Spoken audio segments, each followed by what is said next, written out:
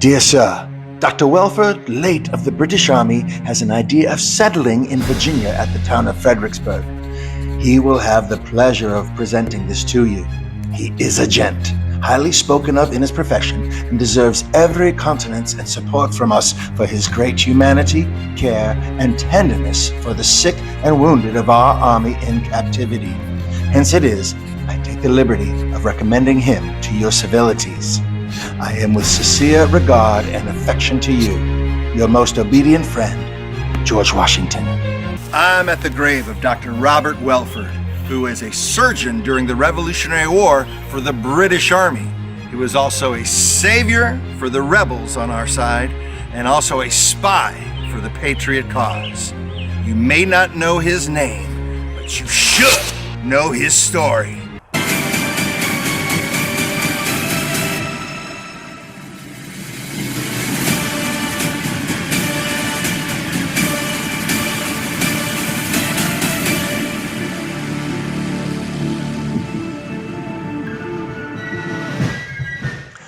Robert Welford was born in 1753, and at the age of 23, he came to the colonies to be an assistant surgeon to the 1st Regiment of British Volunteers. In time, he was found capable and put in charge of the wounded American prisoners. They had previously been treated so harshly that many died from neglect. But under Dr. Welford's care, these wounded soldiers were treated humanely.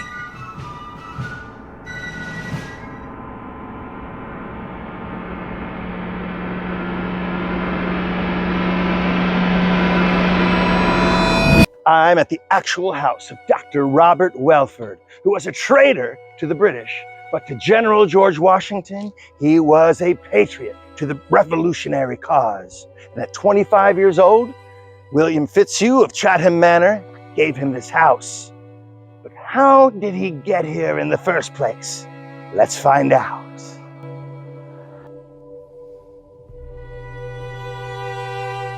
Former Governor of Virginia, Alexander Spotswood's grandson, was injured at the Battle of Brandywine and taken prisoner. Dr. Robert Welford treated him humanely and professionally. The other British surgeons did not treat the prisoners that way.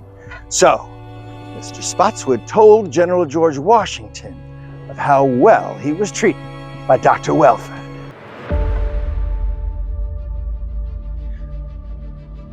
Welford befriended famous American Colonel John Lawrence, and then at times when they would have meals together, he would tell him the whereabouts of the British Army and where they were headed next. He became a spy.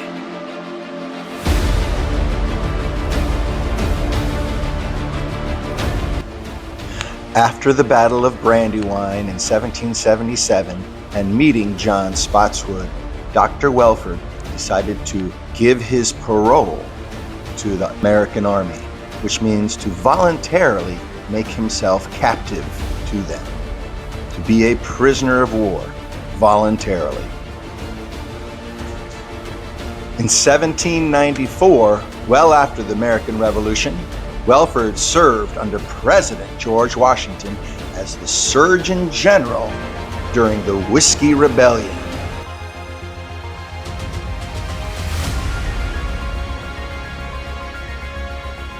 Across the Rappahannock River from Fredericksburg is Chatham Manor, home to William Fitzhugh.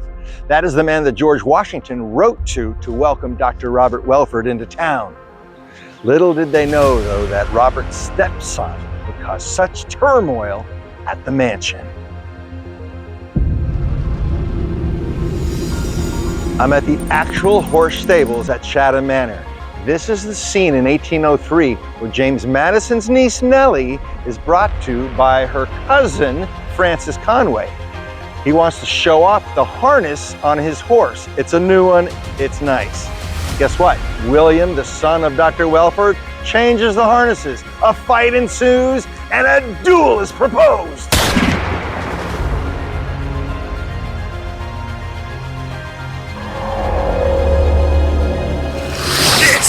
Exact spot at Alum Springs where the duel took place. Two relatives fighting to the death over a disagreement with a cousin at a party at Chatham Manor. After they both shot each other, William Thornton rode back on his horse to his stepfather's house, Dr. Welford, to help him save his life. Though Welford's whole life and career was being a physician, his most important patient, his stepson, he could not save. He died in his arms from a gunshot wound.